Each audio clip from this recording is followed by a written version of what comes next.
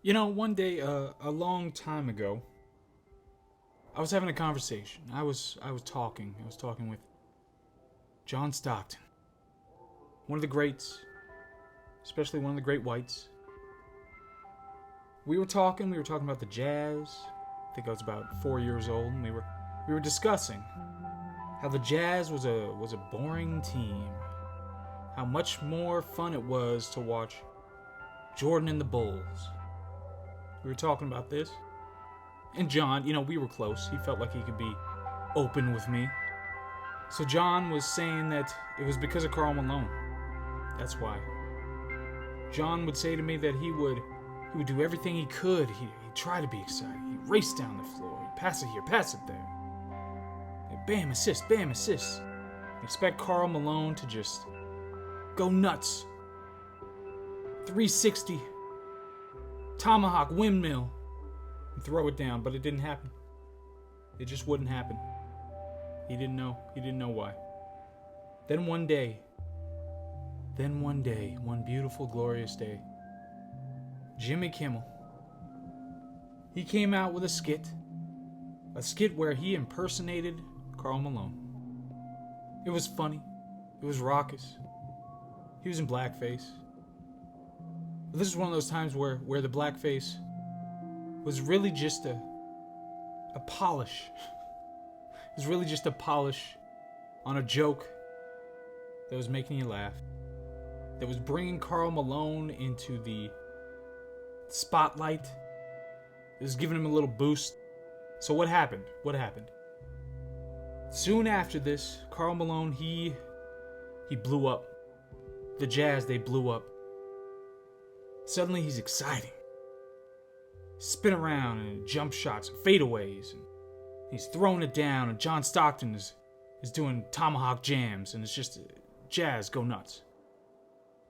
So it was a beautiful time. For us as viewers, it was a beautiful time. And I say this. You know, Jimmy Kimmel's in the news. I say this right now about Karl Malone because I want to point out that sometimes racism is the right thing to do. Sometimes it's right. So people may have heard, may have seen that Jimmy Kimmel, he's had a couple of run-ins with the McCarthyites, with the witch hunters. Got Vin Diesel on his tail. He was in blackface for a few things. He did Shaq, he did Karl Malone. I think it was mostly basketball players. But he also apparently, he did an impression. He did a bit of an impression. He was mimicking a song, a lovely rap song by the rap artist Snoop Dogg. And during this rap song, he understandably said the N-word. Said it many times. Now I don't say it. I don't like the way it sounds. So I don't say it. There are only a couple of racial slurs that actually have a good sound to them. But he said it. He did it. It was part of the song. He did it for the joke. And now, it was in the mid-90s, and now it has resurfaced. Like Moses. Like, you toss the kid. You think he's gone. You think you're done with that. Think you don't have to raise him again. And he shows back up. And he lets your people go. But in this case, the kid comes back. And it's causing problems.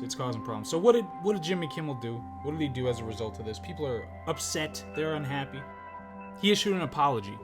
Or what some might frame as an apology. Let's see what he said. It's on the screen right now. What does he say?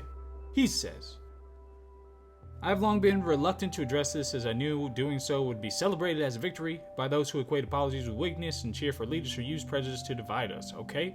So he's already throwing shade and somewhat blaming Trump for the things that he did in the 90s. Okay, let's give him the benefit of the doubt. That delay was a mistake. That delay was a mistake. There's nothing more important to me than your respect. That was your first problem. You screwed up on that one. Jesus Christ, you screwed up on that one. That should not be important to you. Well, first, your dignity as a man should be important, but honesty, might be good. Might be good and important. Your family, I don't know, maybe that. Just integrity in general, that could be important. Having a turkey sandwich, that's probably more important than worrying about their respect, I don't know. But pretty much anything else, what I'm saying. And I apologize to those who were genuinely hurt or offended by the makeup I wore or words I spoke. I'm just gonna say it. Who gives a shit? Who gives a shit if people's feelings are hurt? Why does that mean a thing? Why do we talk about it? Why is somebody who throws an emotional fit listened to?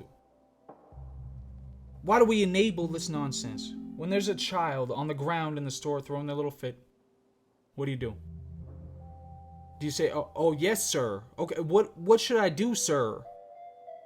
Oh, you want more Oreos? I already got you a thing of Oreos. You want more Oreos? But I got you the double. No, you want quadruple stuff. Okay, so you want me to get 2 packages and put them together now? Yes, sir. Is that all you want, sir? That's not what you do. Are you kidding me?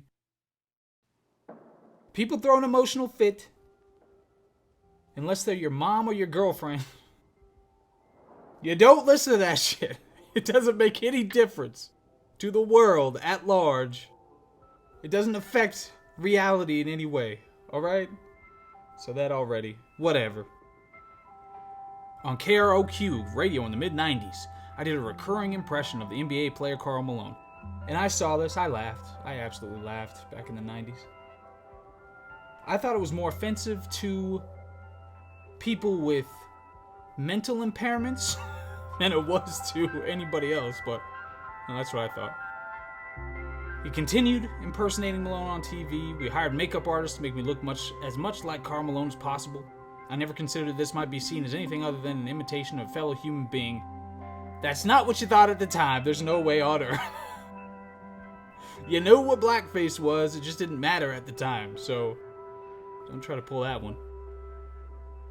One that had no more to do with Karl's skin color than it did his bulging muscle. Whoa. Is Karl single? What is this about? His bulging muscles? And bald head, okay. Well, Larry David might be offended by that. You're appropriating Larry David's culture there. So maybe we want to talk to him. I've done dozens of impressions of famous people, including Snoop Dogg, Oprah, Eminem, Dick Vitale, Rosie, and many others. In each case, I thought of them as impersonations of celebrities, nothing more. Looking back at many of these sketches are embarrassing, and it is frustrating that these thoughtless moments have become a weapon used by some to mention my criticisms of social or other injustice. Nobody cares about your criticisms. Are you fucking kidding me? You're just doing that shit to virtue signal because you feel like you have to. You're doing that. Let's not pretend. Let's act like adults. We're men. Come on, man. Come on. What a joke. And no, you're being used to show that there's a complete double standard when it comes to this shit. When Megyn Kelly gets terminated, when, what's her name, Roseanne Barr, when she doesn't get to do her show, because vaguely you have to read into it, tweet to be racist. Come on, man. Nobody cares what you have to say. This is pointing out the double standard in this bullshit. The sketches aren't embarrassing. You were trying to make a joke. Even if they fell flat, a couple of them did, a couple of them didn't. Even if they fell flat, it doesn't matter. You're trying to make a joke. It's not embarrassing. We'll get into that. I believe that I've evolved and matured over the last 20 plus. No, you haven't. Please, when you're alone with people who don't give a shit what you say or aren't going to throw a fit about it, you know you don't care about blackface.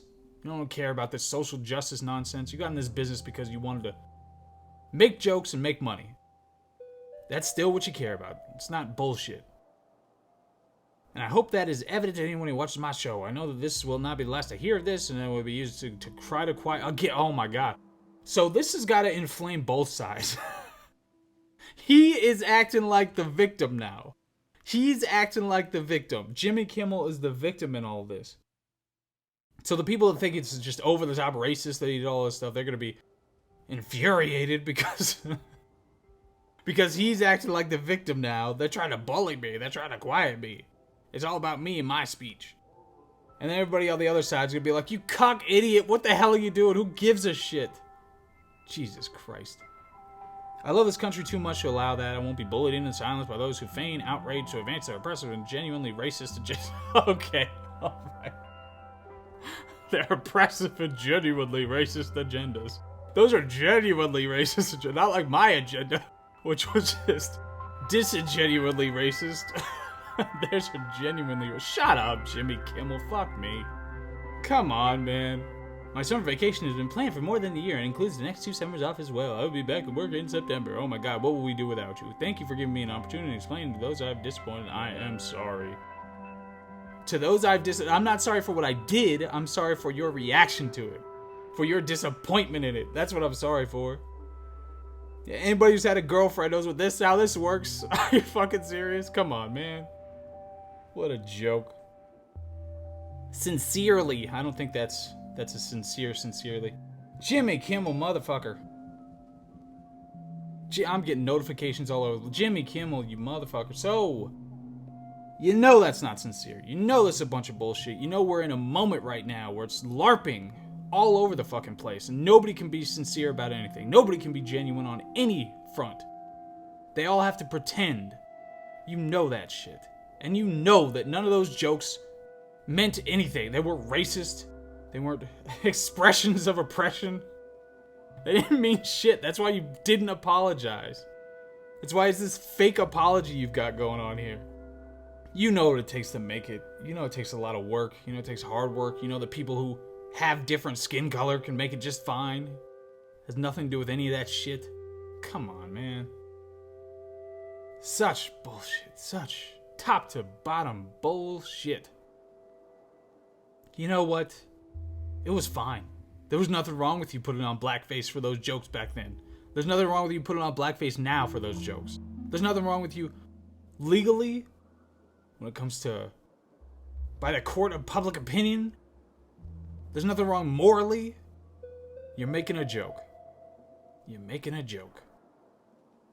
Just because we've been moving the goalposts based on fit meter. Come the fuck on. This doesn't mean anything. Get the fuck over it.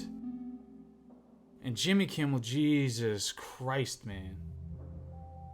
Everybody, every celebrity who just feels like they gotta be on the side of, quote, right.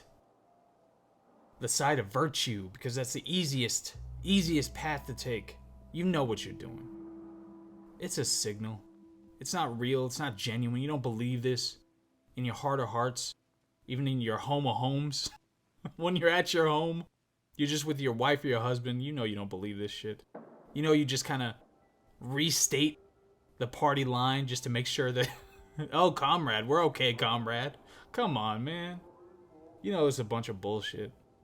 It's an election year. It's hysteria. So grow up. Everybody with a platform like this, grow up. You want to do something for your country? Stop accepting this fucking bullshit narrative. Stop it. Point out reality. That's the end. Let every nation know, whether it wishes us well or ill, that we shall pay any price, bear any burden, meet any hardship, support any friend, oppose any foe, to assure the survival and the success of liberty.